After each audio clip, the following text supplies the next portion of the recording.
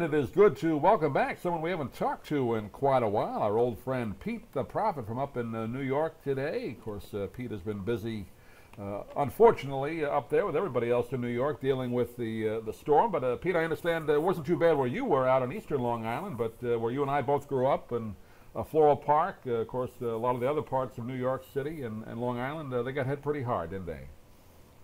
Yeah, they really did. You know, where we grew up, I don't know if you consider 9 or 10 days without power good or bad, but as compared to most of the people went through, you were very lucky if that's all that happened, is just having just an outage for that kind of time. It became inconvenient, but when you measured yourself against the rest, it was awful. And there was actually one day I went into the city a little bit after the hurricane, and you couldn't even tell in the main, Midtown, the Upper West Side, stuff like that, there even was a hurricane. Life just went on. There might be a little bit more traffic, but it didn't hit the city nearly as hard as it hit Long Island and Jersey. And yes, it did hit the city very hard down at Battery Park, but a lot of people didn't see all that, but only saw the disruptions due to all the mass transit. But safe and sound, picked up all the swing, took a shower, and ready to talk. And it didn't seem to affect the horse racing too much, did it? No. They'll run in anything. It was really weird that they ran the Breeders' Cup in California, and I had to watch it online at a library where they had free Wi-Fi because there was no other way to see it. There was nothing else going on, so it was hard to figure out what was going on. Watching the races, it was a very odd time.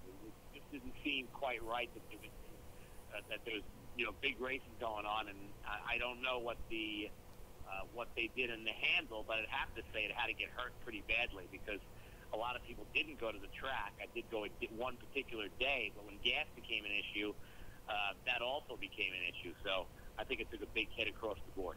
Got to tell the folks that are new to our show, new to our podcast, Pete the Prophet, of course. He and I grew up in New York. We've known each other since we were 5, but Pete, the Prophet, known as the Prophet for one reason, because one of many reasons. He's very good at the handicapping of the horse racing. I watched some of the Breeders' Cup, although I got to say, for a major sporting event in that sport, comparing it to the Super Bowl or World Series, it almost didn't even exist this year. They did put the championship race, the classic race, on Saturday night that kind of separated it, but it was buried in between a bunch of college football games. I know it got about a 2 rating, which they said is actually double what it usually gets, but kind of weird how they positioned it on TV this year. Unless you really look for it, you couldn't find it. And the other part about overall, and this is coming from hardened race fans, but the friends of mine that I've had, they had really no interest this year. There wasn't any compelling stories. They almost diluted it by making it two days of racing and now making a championship for everything. 2-year-old turf, 2-year-old sprint. They've added all these other categories. So the bigger races are still there, but it wasn't the big hero. There wasn't Zenyatta. There wasn't that exciting horse to watch, and so it was rather hard to find, and it wasn't quite compelling. There were some good storylines, but only if you really knew things about horse racing. So it was a little bit of a dull time, but that's kind of where horse racing goes. It really is it's a first Saturday in May sport, and then it ends up becoming a summer sport when they're in Saratoga. Other than that, they're just sporadic little highs and lows, but nothing continuous. To me, the greatest story, which would have been a major story in the sense of if you knew horse racing, was Animal Kingdom, the Derby winner from a couple of years ago, almost won the 1-mile turf after being off a very long time from an injury from the after the Derby Trail. I think he had one race laid up. His trainer was really criticized for trying to put him in a 1-mile turf against the best turf sprinters basically in the land, and the horse probably would have won the race if he didn't get into a world of trouble, ran a huge race for second. Those stories were kind of far in between what the racing really needed this season. Yeah, it just kind of fell flat after obviously you had the Derby this year, and you had where they didn't run the big horses. Was it in the Belmont, right, where they didn't even have a chance for the Triple Crown this year because of injuries to the horses, right? Yeah, well, when the big horse went down this year, I mean, I remember going to Belmont this year, and they had all the posters, going for the Triple Crown. Yeah.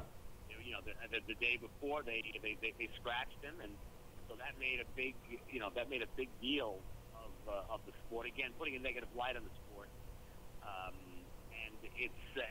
This is not like I just recently watched the ESPN 50 for 50 thing where they did when they had Secretariat. Yeah. And I was looking at that, and a lot of people think that racing would be restored if you had one Triple Crown winner, but that's not true because Secretariat came at a special time and was also the kind of horse that just captured imagination and kept running. Ran into his 4-year-old year, so it's very different than it is now, where they basically retire after 3, and they really coddle them way too much. So you wouldn't get any sort of attraction or any following on a horse nowadays. Is it the breeding, Pete? They breed these horses for speed, and the endurance is not there anymore, or is it just they're so skittish about an injury to a horse where they don't want to lose the stud fees and the syndication money and all that later on? They just don't even bother racing as long as they used to. I don't think there's any doubt that it's something to do with the breeding, because there is, if you look back at the old timers, and even when Seabiscuit ran and Kelso and Man of War, these horses ran 40 times. I forgot who it was that won the Triple Crown, and I believe won the Jersey Derby in between the Preakness and the Belmont. I think it was Man of War. I think I saw that documentary. Yeah. I don't remember, but whoever it was, so there's 4 races in a 7-week span. So those days just don't. The horses just are not nearly as healthy. They're very, very fragile. Horses like Secretariat, he ran a lot. All these horses ran a lot. Now and it's almost to the point where you almost think that them not racing maybe hurts them more. Maybe by racing them, they would be maybe better boned, better muscled. I'm not exactly sure, but I definitely think that the breeding and what has happened to the horse in general, because there's a lot more racing. It's become more of a money sport. It's more about breeding right now than it is about the actual racing, other than days that they have Breeders' Cup and Derby.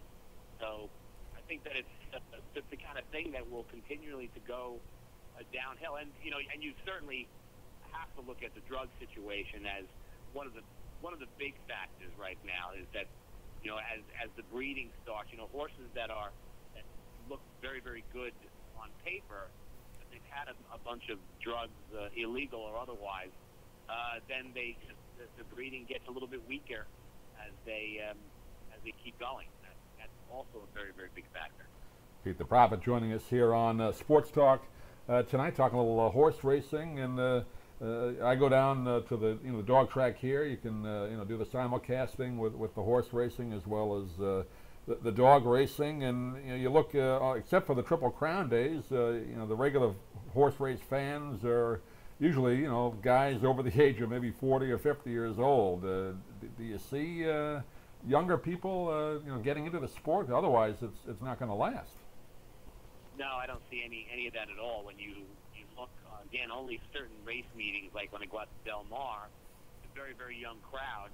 So they have more to be seen, and they're not really getting into the game itself. So that's why listen, the game would basically be dead without the addition of casino gambling at these racetracks. That's the only reason why some of these tracks are even around. I mean, I think Belmont Naira is a classic example of how failed it is, where they're running for an obscene amount of money right now. And in the winter of last year, when the casino first came in, there was absolutely no horses running for an exorbitant amount of money. And they thought that it was going to bring a lot more horses to the table, and it just doesn't. And eventually these casinos will realize that racetracks, they'll somehow, in the political arena, they will get away from the racetracks and make the racetracks run on their own, which will happen certainly in New York, and it's already started to happen in other cities where they start to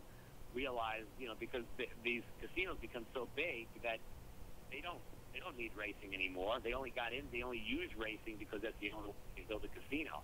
But eventually, it just takes away from the bottom line, and it just hasn't worked. We have way too much racing, and they're racing for far too much money. Right now, in New York, the only thing it benefits are some of the owners. That's why there's so much flaming portions going around right now. This because the money is obscene here, and if you race in the winter, you could race for $70,000 and be one of 4 horses in a race.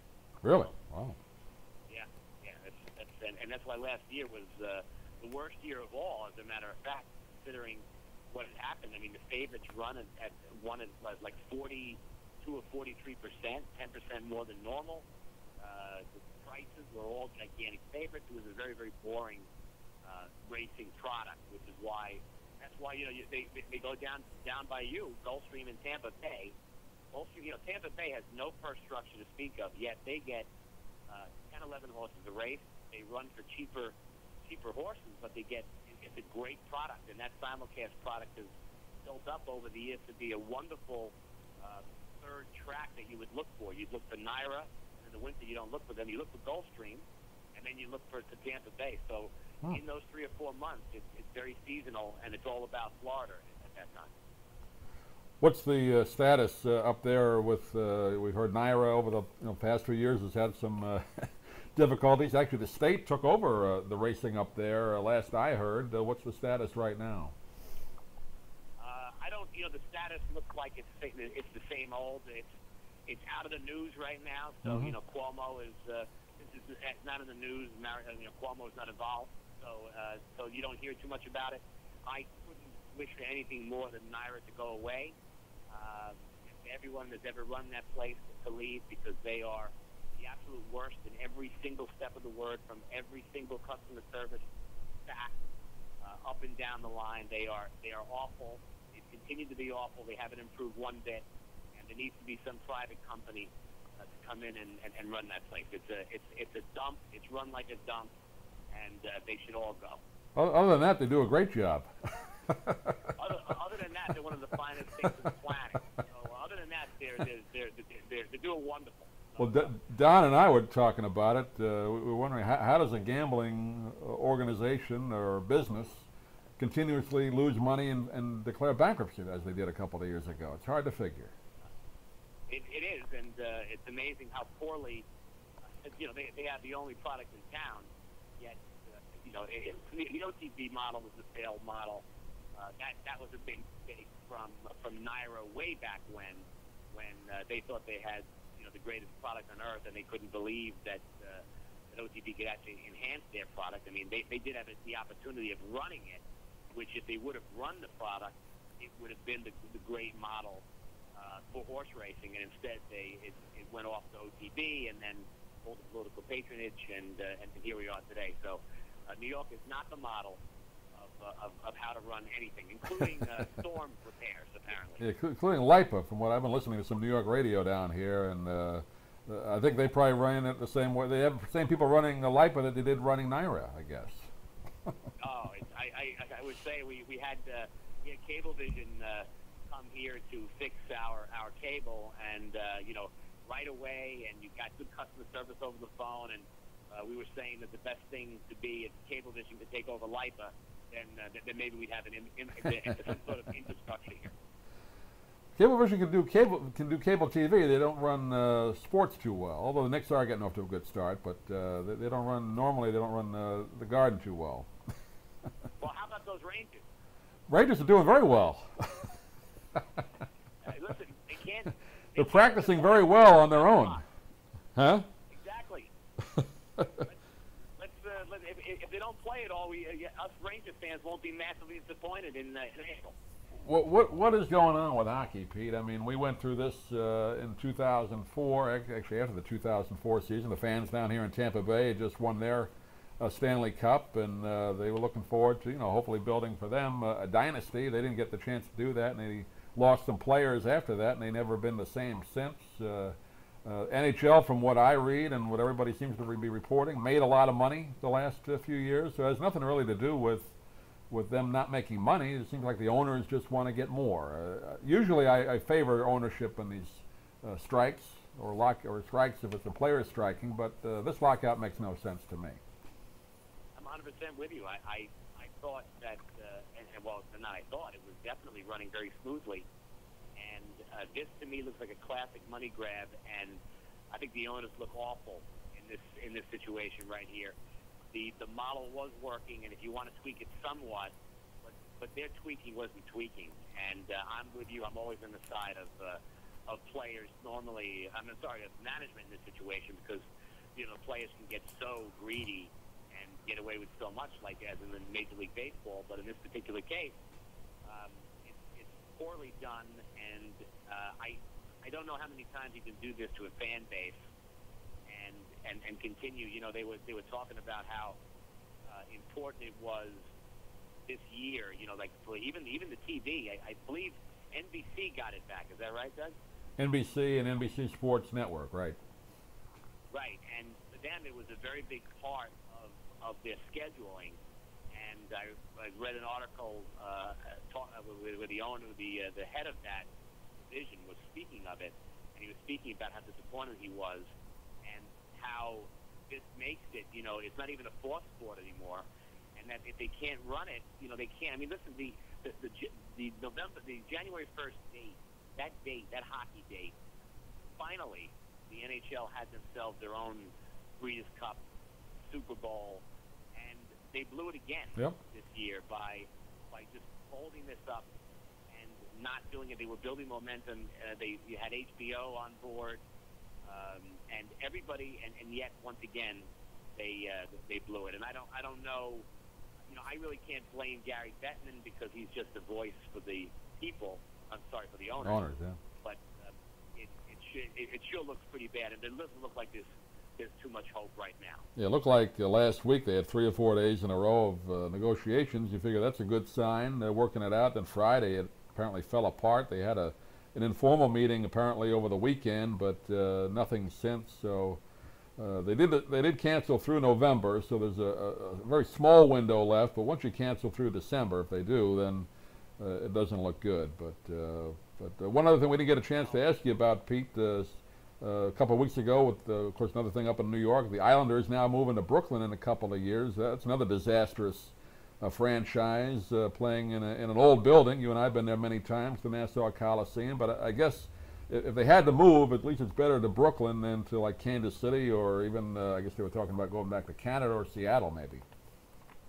I'm glad they're staying in the neighborhood, and to me, once again, it's a political dropping of the football, because they had the opportunity. I mean, I do understand that no one wants the taxes to be raised, and I know the bond issue was floated, but even when they did that, they did it like the vote.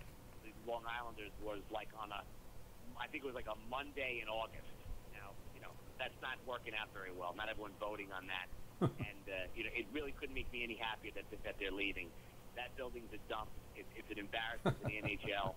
And I'm very, very happy that they're getting out of there. And maybe now, if you've heard the long list of Islanders, the Islanders have some money to spend. They have not been able to get any free agents to come. No one wants to play in the Coliseum. And now maybe they'll get some people behind them. Because the only good thing about this lockout is, as Islander fans, you don't have to spend any money or going to that dump one more time. That's the reason why it was called the Mausoleum, Doug. It is a dump.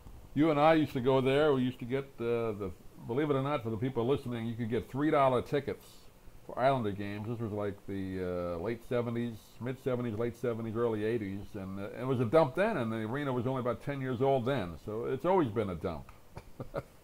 It has, and the funniest thing is I love politicians who know nothing say that, well, it's not a big deal if the Islanders are going to leave. They'll still fill the place with concerts and stuff like that. Sure. And I wanted to tell the guy, how much Disney on Ice can you possibly sell and think that that's going to, bring in any money to the county or to that place? That place needs to be blown up, and and I don't care what they put there. Put another Target there. That's another thing Long Island needs is more shopping. Yeah, yeah, yeah. Not enough stores over there, but at least they stay. Now it won't be for another 2 years, so who knows? Maybe there's something they can do. Maybe play a few games on Long Island eventually if they do something. But technically, Brooklyn is Long Island, so they can still be called I guess they're going to keep the name, right? I haven't heard any different. They're going to still be the Brooklyn Islanders, yeah, right? They are going to keep the name. I think the one thing they will probably end up doing, because if you've ever seen the Islander logo, Yeah. It does not show.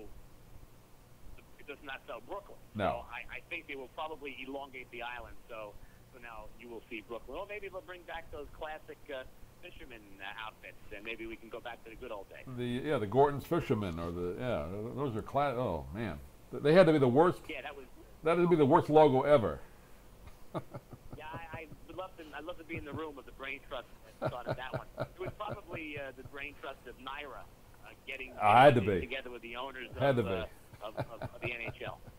Before we wrap up, we've got to ask you a couple of football questions. We haven't had a chance to really do much football talk this season so far, and tell you the Giants got up to the great start. Now they've been undergoing a slump, but the Jets are really the back page story now with what's going on up there with the disastrous season, the Tebow story today as we tape this segment with Pete the Prophet. Apparently some of the players grumbling about him, which I think is very unfair, but what's your take on both those New York teams? Well, for the Giants, I find it very funny I'm not a Giants fan, but I do love watching the Giants play because they could play a game like they do against San Francisco, away on the road, and play just an unbelievable game, and then play other games where they just look so bad against weaker competition. And they've always been like that. When they focus, look at their 2 Super Bowl runs. They were miracles. Focusing on away games in Green Bay and all these very tough this competition they had, and they focused and they did well. But the Giants they can be very unfocused, and yet the NFL, the East, the division, the NFC East is awful. So that really doesn't matter. I'm sure that they won't be any problem. And the Jets, I don't know what they expected this year. It wasn't really not a receiving core. The team is a shell of itself, and bringing Tebow in was a disaster. Yeah, I never understood why they brought him in. I think he should have gone. Now, he did have a choice, apparently, of going to New York or Jacksonville, but that would have been the perfect situation for him. He'd have a chance to be the starter, and the guy is a winner. I mean, he's proven it in college. He proved it last year with Denver. Maybe he's unorthodox, but the Jets have really treated him badly, and I think they've treated Sanchez poorly, really kind of almost ruining his position as a starter right now. I don't think Sanchez knows what's going on right now. Yeah, that was a very poor job for both people. It put pressure on Sanchez, and he's only done. I mean, I know he might not be the elite, but he's only a few years into the league, and he has won 4 road playoff games. He got into the AFC Championship game twice. There's very little that you can't blast the guy really, and yet he is so unheralded here. And it's very tough to watch him and be undermined like that. And this season just seems to be even worse because he doesn't have any confidence on top of that. And the Tebow thing, I agree with you, Doug. He's a winner. But I think he is just an awful quarterback. I mean, if there is anything, the man cannot pass. His games that he won Denver, were wonderful, miracle games and of him running and throwing some sort of passes, that ridiculous bomb play in overtime when they won last season. But other than that, when they play a real team, and he played New England after that, he got schooled. Yeah. And he's not a pro quarterback in any way as far as I'm concerned. He has no particular passing talent, and this is a passing league, and you have to see something. Maybe he can manage a game in some ways, but to me, it's a flash in the pan. And I agree with you. He's a winner, but he's not going to win you anything in the NFL. I think if it was football from the '70s, where most every team had a star running back or solid running back, and the game was about 70-30 running to passing or 60-40, I think he'd have a much better opportunity. Now you have to pass 70% of the time to win in this league, and with no running game at all, it makes it much harder. And now, the passing game is a running game. Now it's very short, 2-3 yard passes. It's in place of the run, and if you don't have a quarterback that can even do that, you're in for a lot of problems. The Jets certainly don't have a running game. Actually, the Jets have no game. So they are exactly where they said they should be. The only thing that was sad is that Hard Knocks that they decided not to do Hard Knocks this year. Would have been great. It would have been a blast to see them. It would have been beautiful to see those cocky boys go down again. About the only one that wouldn't curse on that show would be Tebow. Exactly. That's basically about it. And how about smart Tebow was to patent Tebow? What did he patent? Tebow something? Oh, did he patent the Tebow where he gets on his knees? The Tebow move? Is that what you're talking about? I didn't know he patented it. He patented. It's called something. I know, and I can't think what it is now. But yeah. I can't think what it is either. But because I can't hear any more about this. Up here in New York, it's amazing how much you get inundated with this stuff, and it's so funny how talk radio up here is so fickle. When the Giants beat San Francisco, it was the Giants were the greatest team on earth. They were men of steel, and then after that, then everything's wrong from Tom Coughlin's hat that he wears all of a sudden Eli's not a premier quarterback. It becomes very tiring, but that's what we are as New Yorkers. We love you today or we hate you tomorrow. Yeah, I listened to Francesa occasionally down here on the computer, and some of these callers that he gets. Somebody asked, "Well, what do you think's going on in Eli's personal life?" I mean, the man had every quarterback has had slumps, but and the guy won 2 Super Bowls for you. I don't get it, but that is New York. That's what I mean. I didn't know you listened to Francesa. I mean, that is your direct competition. I mean, oh well, yeah. Number one down there, or is he number one? Well, he's number one in New York, and we're number one here in Sarasota. How's that? Good, because he wouldn't be able to compete against. He's got a couple of Marconi awards, and I got a couple of Floral Park tennis trophies. I mean, there we go. And don't forget, Doug, the Adelphi championship. And he doesn't have one of those. I can guarantee you that, because he didn't go to Adelphi. No. He doesn't have that. So. Well, I understand you still play little deck hockey up there, right? You still doing it? Yeah, still playing. And I think I told you that I went to Adelphi recently, and now you did, right? Has made some money because they have some beautiful new fields, not the rock-infested baseball fields that I had played on when I went there. Not the greatest athletic facilities, not the greatest press boxes either when I did the games there, but it was our Adelphi, and we're proud of it. I remember the one soccer lacrosse game we did, it was like up in a cherry picker, we were in. That's right. Now they have this beautiful, actually the women's softball field, this beautiful women's softball field has this beautiful broadcast thing that they broadcast out of. You and I were out in the elements, basically with a clip holding on our microphone, and now it's all our $2,000 tuition went to good work over there. And look at us now, Pete. Look where we've arrived. Exactly, Doug. You are the. We're on the internet. To the church of Sarasota, and I'm still up here in Long Island. And nationwide on the internet. I mean, we've really moved a long way. And we're happy to do it. Happy to be here. Pete, always good to catch up with you. You're a busy man, but let's not wait several months before we do this again. We got to start getting some of your picks as we move through the second half of the football season. Excellent. Let's do that. We will do that. And Pete the Prophet has joined us on the show today. And thanks for listening. We'll take a short break, and we'll be right back.